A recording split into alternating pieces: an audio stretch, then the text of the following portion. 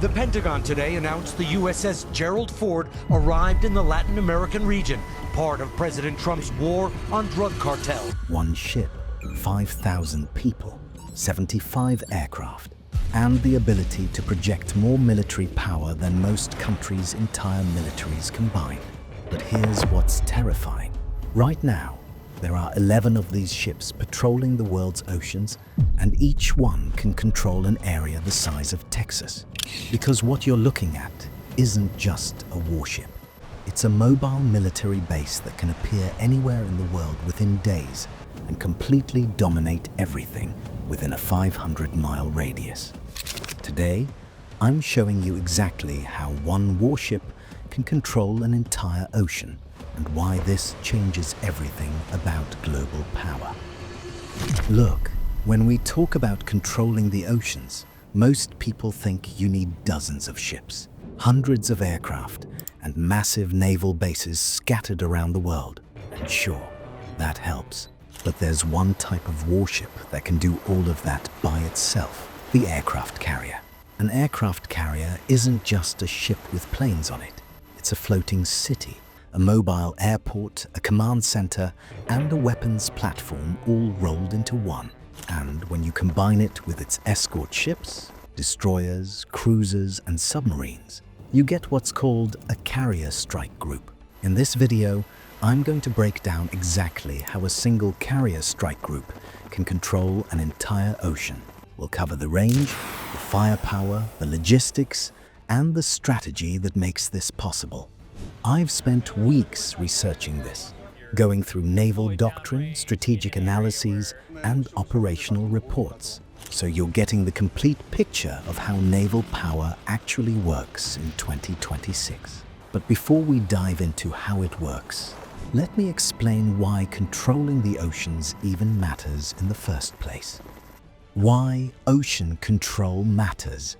So before we talk about how one warship can control an ocean, we need to answer a fundamental question. Why does ocean control matter? Because here's the thing.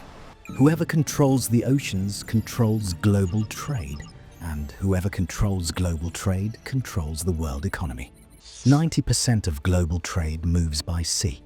That's everything from oil and natural gas to electronics, food, clothing, cars, and raw materials. If you can't protect your shipping lanes, your economy collapses.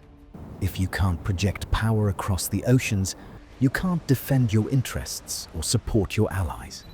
Ocean control isn't about owning the water. It's about being able to operate freely while denying that freedom to your enemies. It means you can move your ships wherever you want. It means you can protect your merchant vessels. It means you can respond to crises anywhere in the world. Now it's one of the world's most important shipping routes and it's blocked. A giant container ship ran aground in the Suez Canal after losing power. Look at what happened during World War II. Germany tried to cut off Britain's supply lines by sinking merchant ships with submarines.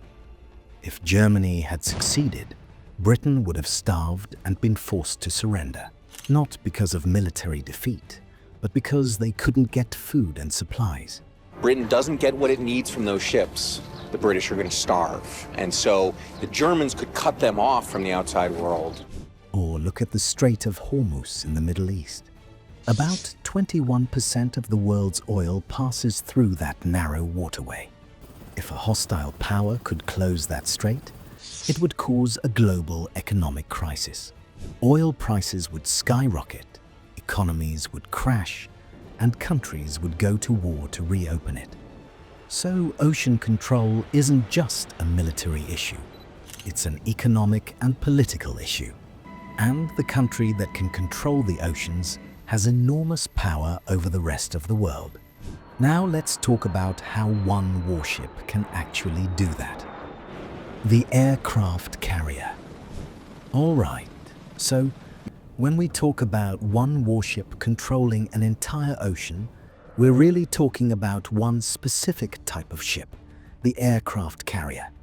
Because an aircraft carrier is unlike any other warship ever built. It's not designed to fight other ships directly. It's designed to project air power across hundreds of miles of ocean. A US Navy supercarrier, like the Nimitz-class or the newer Gerald R class, is over 1,100 feet long, displaces 100,000 tons, and carries up to 75 aircraft. That's more aircraft than most countries' entire air forces. The carrier itself doesn't have many weapons. It has some defensive systems, missiles and guns to protect against incoming threats. But its real power comes from the aircraft it carries. Those aircraft include F/A 18 Super Hornet fighters for air superiority and strike missions, EA-18G Growler electronic warfare aircraft to jam enemy radar and communications, E-2 Hawkeye early warning aircraft to detect threats from hundreds of miles away, MH-60 helicopters for anti-submarine warfare and search and rescue. Each F/A-18 can carry a mix of air-to-air missiles, air-to-ground missiles, and precision-guided bombs. It has a combat radius of about 450 miles. That means the carrier can strike targets up to 450 miles away, far beyond the range of any ship-based weapon. If you draw a circle with a 450-mile radius around the carrier, that's an area of over 636,000 square miles that the carrier can control. That's larger than the entire state of Alaska. That's larger than most countries. So one aircraft carrier by itself can project power over an area the size of a large country. And that's just the carrier alone. We haven't even talked about the rest of the strike group yet. The carrier strike group. But here's the thing. An aircraft carrier never operates alone. It's always part of a carrier strike group. Because while the carrier provides the offensive punch, it needs protection. And that's where the rest of the strike group comes in. A typical carrier strike group includes 1 aircraft carrier, 2 guided missile cruisers, Ticonderoga class, 2 to 3 guided missile destroyers, Arleigh Burke class, 1 to 2 attack submarines, Virginia class or Los Angeles class, 1 supply ship. Each of these ships has a specific role. The cruisers and destroyers provide air defense with their Aegis combat systems. They can shoot down incoming missiles, aircraft, and even ballistic missiles. They also carry Tomahawk cruise missiles that can strike land targets up to 1,000 miles away. The submarines hunt enemy submarines and surface ships. They operate underwater, completely invisible, and can sink enemy vessels without warning. The supply ship carries fuel, food, ammunition, and spare parts, allowing the strike group to operate for months without returning to port. So while the carrier provides the air power, the escorts provide the defense and additional firepower. Together, they create a defensive bubble around the carrier that's almost impossible to penetrate. And here's what makes it even more powerful. All these ships are networked together through the Cooperative Engagement Capability, CEC. That means if one ship detects a threat, all the ships can see it instantly. They can coordinate their defenses and engage multiple threats simultaneously. So a carrier strike group isn't just a collection of ships. It's an integrated weapons system that can defend itself against any threat while projecting power over hundreds of miles. The range and reach. All right, so we know the carrier strike group is powerful, but how far can it actually reach? Because range is everything in naval warfare. The side that can strike first from the longest range has a massive advantage. Let's break down the different ranges a carrier strike group can operate at. Air superiority. The F/A-18 fighters can patrol out to 450 miles from the carrier. That means they can intercept enemy aircraft before they ever get close to the strike group. Strike missions. The same aircraft can strike land targets up to 450 miles away with precision-guided weapons. Cruise missiles. The destroyers and cruisers carry Tomahawk cruise missiles with a range of 1,000 miles. That means they can hit targets deep inland without the carrier ever getting close to shore. Surveillance. The E-2 Hawkeye early warning aircraft can detect threats from over 300 miles away, giving the strike group advance warning of any incoming attack. Submarine operations. The attack submarines can operate hundreds of miles from the carrier, hunting enemy submarines and gathering intelligence. So if you combine all these ranges, the carrier strike group can control an area with a radius of about 500 miles. That's a circle with an area of over 785,000 square miles, larger than the entire country of Mexico. Let's say a carrier strike group is positioned in the middle of the South China Sea. From that position, it can strike targets in southern China, Vietnam, the Philippines, and Malaysia, control all the shipping lanes in the South China Sea, intercept any aircraft or ships trying to enter the area, gather intelligence on military activities throughout the region. So one carrier strike group, positioned strategically, can dominate an entire region, controlling the sea, the air, and even threatening targets hundreds of miles inland. The logistics. But here's what makes US carrier strike groups truly unique. They can operate anywhere in the world, for months at a time, completely independently. Because having a powerful strike group is one thing. Being able to sustain it thousands of miles from home is something else entirely. The US Navy has a massive logistics network that allows carrier strike groups to operate globally. This includes supply ships that can refuel and resupply the strike group at sea, naval bases in strategic locations around the world, Japan, Bahrain, Italy, Spain, Diego Garcia, pre-positioned supply ships with fuel, ammunition, and spare parts, aerial refueling capabilities for the carrier's aircraft. A carrier strike group can stay at sea for 6 to 8 months without returning to port. During that time, supply ships regularly meet the strike group to transfer fuel, food, ammunition, and other supplies. This process, called underway replenishment, allows the strike group to remain on station indefinitely. During the 2003 Iraq War, carrier strike groups operated in the Persian Gulf for months, launching thousands of sorties against targets in Iraq. Are engaged from air, land, and sea. Their mission? To remove Saddam Hussein from power and disarm Iraq. They never had to return to port. Supply ships kept them fueled and armed throughout the entire operation. This is a capability that very few countries have. China, for example, has aircraft carriers, but they don't have the global logistics network to sustain them far from home. Russia has carriers, but they're old and unreliable, and Russia doesn't have the supply ships to support long-range operations. So the US doesn't just have powerful carrier strike groups, it has the ability to deploy them anywhere in the world and keep them there for as long as needed. And that's what allows one warship to control an entire ocean. The strategy.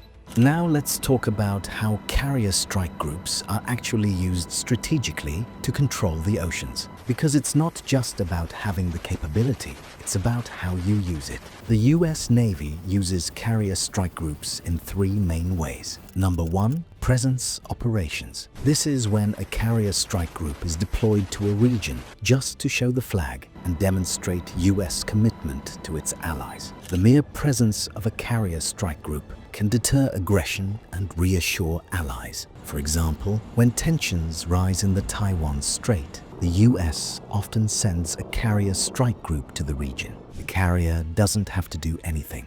Just being there sends a message to China that the US is watching and is prepared to intervene if necessary. Number 2, crisis response. When a crisis breaks out, a natural disaster, terrorist attack, a regional conflict, carrier strike groups can respond quickly. They can provide humanitarian aid, evacuate civilians, or conduct military operations as needed. After the 2004 Indian Ocean tsunami, US carrier strike groups were among the first to arrive, providing medical care, clean water, and helicopter support to affected areas. After the 2011 earthquake and tsunami in Japan, the carrier USS Ronald Reagan provided critical support to Japanese relief efforts. Number 3. Combat operations. And, of course, carrier strike groups can conduct combat operations, launching airstrikes, providing close air support to ground troops, and engaging enemy forces. During the Gulf War, the Iraq War, and operations against ISIS, carrier strike groups launched thousands of sorties, striking targets deep inland.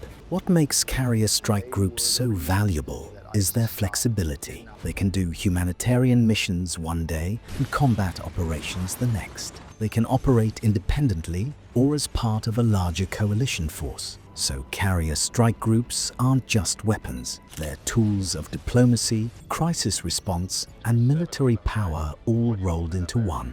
The limitations. But carrier strike groups aren't invincible. They have limitations and vulnerabilities. Because understanding the limitations helps us understand why countries like China and Russia are developing weapons specifically designed to counter carriers. The biggest threat to a carrier strike group is anti-ship missiles, particularly advanced ones like China's DF-21D and DF-26 carrier killer missiles. These missiles can strike moving ships from over 1,000 miles away, potentially sinking a carrier before it ever gets close enough to launch its aircraft. The other major threat is submarines. A quiet, modern submarine can potentially get close enough to a carrier to launch torpedoes before being detected. And then there's the cost. Each carrier costs over $13 billion to build, and losing one would be a catastrophic loss, not just militarily, but politically and psychologically. During exercises, smaller countries with diesel-electric submarines have successfully sunk US carriers in simulated attacks. This shows that even with all their defenses, carriers are vulnerable to stealthy, well-executed attacks. There's an ongoing debate in military circles about whether carriers are becoming obsolete in the age of advanced missiles and submarines. Some argue that carriers are too expensive and too vulnerable. Others argue that they're still the most effective way to project power globally. So, while carrier strike groups are incredibly powerful, they're not invincible. And the US Navy is constantly working to develop new defenses and tactics to keep them relevant. The future. So what's the future of carrier strike groups? Will they continue to control the oceans, or will new technologies make them obsolete? Because the answer to that question will shape global power dynamics for the next 50 years. The US Navy is investing heavily in new technologies to keep carriers relevant. Unmanned aircraft. The Navy is developing unmanned combat aircraft that can operate from carriers, extending their range and reducing risk to pilots. Directed energy weapons, lasers that can shoot down missiles and drones at the speed of light for just a few dollars per shot. Advanced sensors, new radar and sensor systems that can detect threats from even greater distances. Hypersonic weapons, missiles that travel at Mach 5 or faster, making them almost impossible to intercept. The goal is to extend the carrier's reach even further while improving its defenses against new threats. The Navy has already tested the MQ-25 Stingray, an unmanned refueling aircraft that can extend the range of carrier aircraft by hundreds of miles. They're also testing the X-47B, an unmanned combat aircraft that can take off and land on carriers autonomously. Meanwhile, China is building its own carriers and developing its own carrier-based aircraft. They're trying to replicate what the US has been doing for 75 years, but they're decades behind in experience and capability. So the era of the aircraft carrier isn't over, it's evolving. And for the foreseeable future, carrier strike groups will remain the most effective way to control the oceans. So, there you have it. How one warship can control an entire ocean. It's not just about the carrier itself. It's about the aircraft it carries, the escort ships that protect it, the logistics network that sustains it, and the strategy that guides its operations. A single carrier strike group can project power over an area the size of Mexico, respond to crises anywhere in the world within days, and dominate everything within a 500-mile radius. And with 11 of these strike groups, the US Navy can maintain a presence in multiple oceans simultaneously, something no other country can do. But here's the thing. Carrier strike groups are just one part of the incredible world of naval power. There are so many other fascinating aspects, from submarine warfare to amphibious operations to the future of unmanned naval systems.